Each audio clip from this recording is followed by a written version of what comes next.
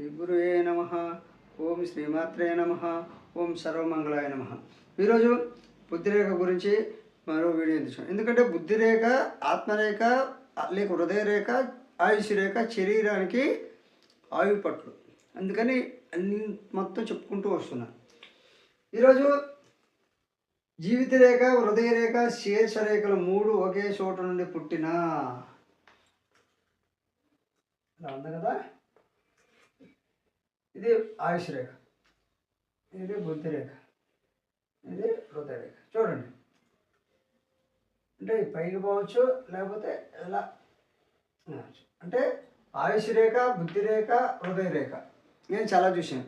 అలా మూడు రేఖలు ఎవరికైతే కలిసి ప్రారంభమవుతాయో ఒకే చోట నుండి జీవిత రేఖ అంటే ఆయుష్ రేఖ, హృదయ రేఖ అంటే ఆత్మరేఖ, శీర్ష రేఖ, ఈ మూడు ఒకే చోట నుండి ఎవరికైతే పుడతాయో ఆకస్మికంగా ప్రాణహాని జరిగే అవకాశం ఉంటుంది. వాళ్ళకి మామూలుగా ఏమో జబ్బులు ఉండదు, కానీ ఆకస్మికంగా ప్రాణహాని కలుగును.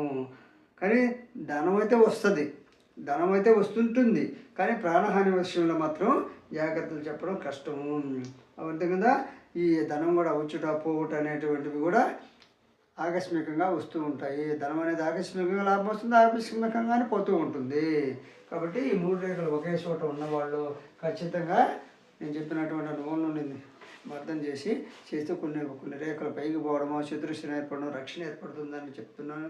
నచ్చితే లైక్ పాటించండి, నచ్చకపోతే మీ ఇష్టం. అదేవిధంగా జీవిత రేఖతో పాటు శీర్ష రేఖ కూడా సమముగా కిందికి ఉంగిపోయినా,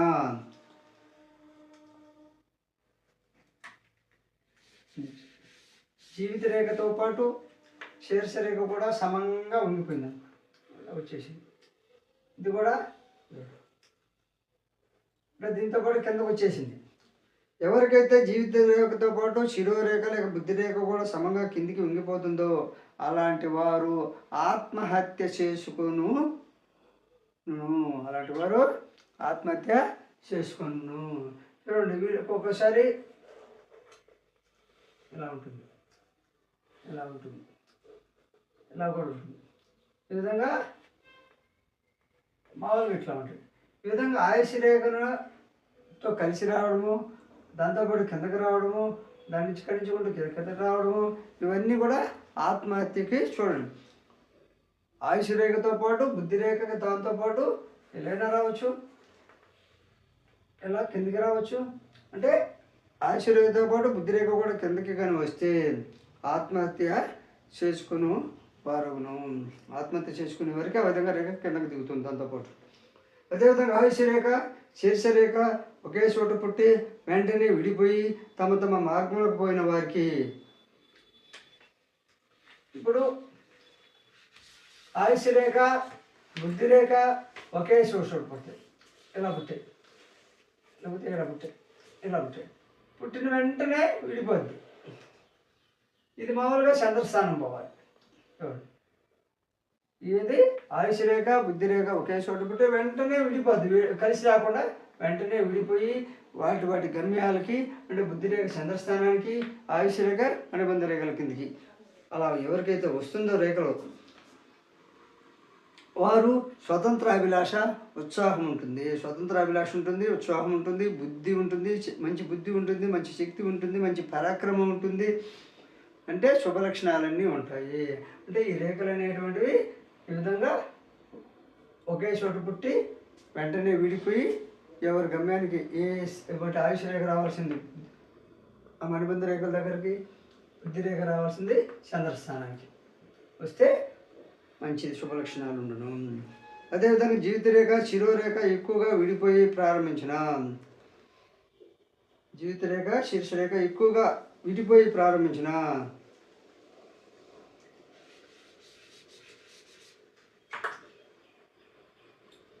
ఆయుష్ రేఖ. ఈ ఆయుష్ రేఖ, ఈ యొక్క బుద్ధి రేఖ అనేటువంటిది ఎక్కువగా విడిపోయి ప్రారంభించిన జీవితం అంతా మొండితనం ఉండను. ఈ విధంగా చూడండి, విడిపోవడం అనేది చూడండి, గ్యాప్ అసలు కలవల, ఎక్కువగా విడిపోయింది.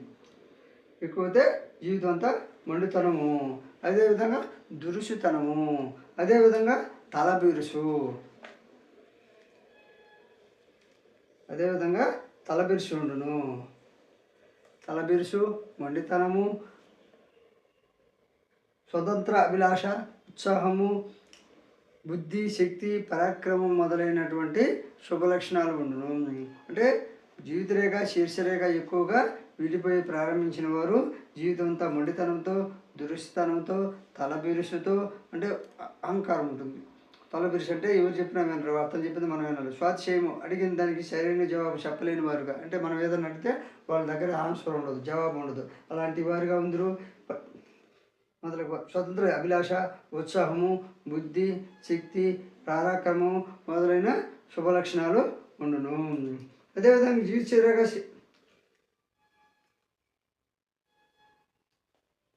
ఒకే చోటు పుట్టి వెంటనే విడిపోతే శుభలక్షణాలు ఎక్కువ ఉంటాయి. అదేవిధంగా ఎక్కువ విడిపోయినప్పుడు మరికొన్ని లక్షణాలు చెప్తాను. ఎక్కువగా విడిపోయిన జీవితరేఖ, శిరోరేఖ ఎక్కువగా విడిపోయి ప్రారంభించిన ఏళ్ళ జీవితం అంతా ఇందాక చెప్పిన ఫలితాలతో పాటు మరికొన్ని అశుభ లక్షణాలు కూడా ఉంటాయి.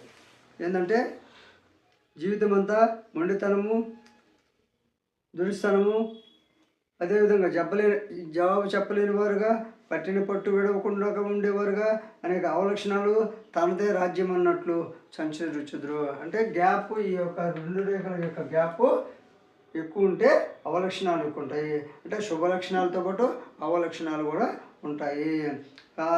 మనం అడిగిన దానికి జవాబు వాళ్ళ దగ్గర ఉండదు. తాను పట్టిన కుందేలకు మూడే కాళ్ళు, అంటే పట్టిన పట్టు విడవరని అర్థం.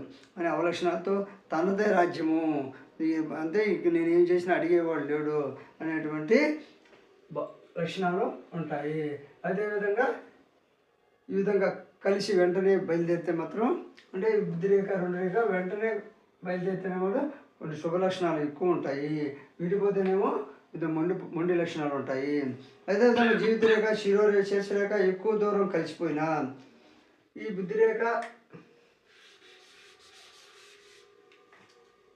చూడండి, బుద్ధిరేఖ చాలా దూరం కలిసిపోయినా, బుద్ధిరేఖ, ఆయుషరేఖ ఎక్కువగా కలిసి వచ్చిన, మధ్య వేలు కింద జీవిత రేఖలో విడిపోయినా, అంటే ఈ విడిపోవడం అనేటువంటిది చూడండి ఇలా వచ్చింది.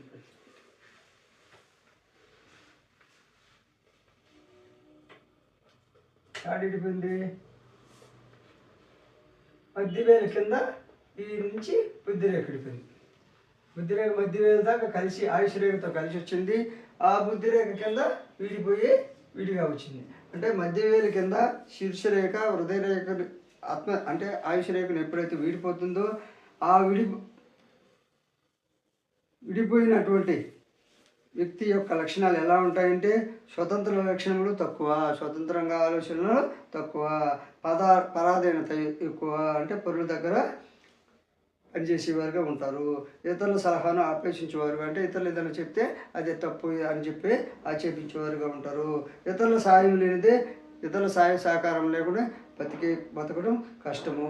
అదేవిధంగా పెరిగితనం ఉంటుంది. ఈ విధంగా బుద్ధి రేఖ ఆయుష రేఖతో పాటు శని స్థానం కింది వరకు వచ్చి ఆడ విడిపోతే పిరిగితనం ఉంటుంది అని అర్థం.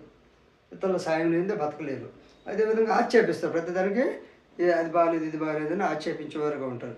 అదేవిధంగా బుద్ధిరేఖ జీవితరేఖ లోపల భాగం కింది భాగంలో పుట్టి, జీవితరేఖ లోపల భాగం కింది భాగంలో పుట్టి జీవితరేఖను దాటి వెళ్ళిన సంవత్సరానికి 1000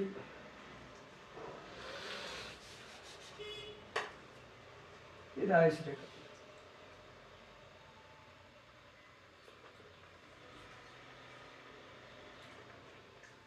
అంటే బుద్ధిరేఖ అనేటువంటిది ఆయుష రేఖ లోపల, ఆయుష రేఖ లోపల అంటే కింది భాగం. చూడండి, ఆయుష రేఖ లోపల కింది భాగంలో బుద్ధిరేఖ పుడితే, అలాంటి వారు సంవత్సరానికి 1000 పనులు చేయాలని కోరికలు ఎక్కువ, సంవత్సరానికి 1000 పనులు చేయాలని కోరికలు ఎక్కువ ఉండి, ఏ ఒక పనిని మీద శ్రద్ధ లేకుండా కార్యదీక్ష నిర్వహణ శక్తి ఉండదు, నిర్వహణ శక్తి వారికి చేకూరవు. అనాలోచిత బుద్ధి, అపనిందలు కూడా కలుగును. అబ్బా ఈ పనులు చేస్తున్నావు ఒక్కడు కూడా చేయలేనటువంటి అపనిందలు కలుగును. అగపస్మారకం లాంటి శరీర రుగ్మతలు కలుగును, వృద్ధాప్యంలో దుఃఖదాయకమైన జీవితం ఉండను. ఇలాంటి వారికి ఈ బుద్ధి రేఖ అనేటువంటిది ఆయుష్ రేఖ లోపల కానీ బయలుదేరితే అపస్మారక స్థితి అంటే దుఃఖదాయకము, అపనిందలు విధంగా ఆ బుద్ధి రేఖ ఆయుష్ రేఖ లోపల బయలుదేరడం, కింది భాగంలో బయలుదేరడం మంచిది కాదు. అలా బయలుదేరంటే నేను చెప్పిన రెమెడీ చేసుకోండి. ఈ పనులు చేయాలని చూస్తారు, ఒక్క పని కూడా చేయలేరు. కాబట్టి ఈ బుద్ధి రేఖ యొక్క జాతకం నచ్చితే నేను చెప్పిన రేఖల వివరణ కానీ నచ్చితే మీకు లైక్ చేసి, షేర్ చేసి, సబ్స్క్రైబ్ చేయండి.